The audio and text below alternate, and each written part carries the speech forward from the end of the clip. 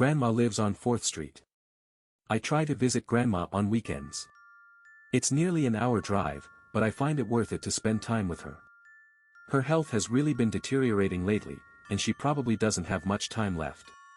She's a very kind woman who puts others before herself. She was very successful growing up and, in turn, very wealthy. As embarrassing as it is to say, I am struggling financially.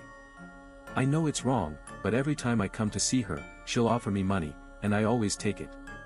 Sometimes it's $500, sometimes it's a diamond earring, but without fail every time I visit, she gives me something of value.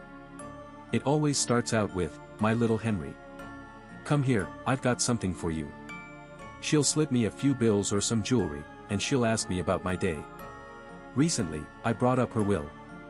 It was important to me as her grandson that her wealth was properly given to the people she wanted. Of her $25 million net worth, she agreed to give me $5 million. That was life-changing money, enough to retire off of if I planned things right.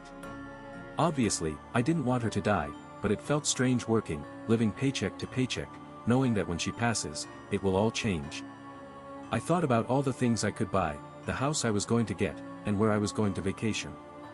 Those ideas were immediately thrown out the window when I visited her the next weekend. I came in, greeted Grandma, and immediately had our conversation interrupted by a knock on the door.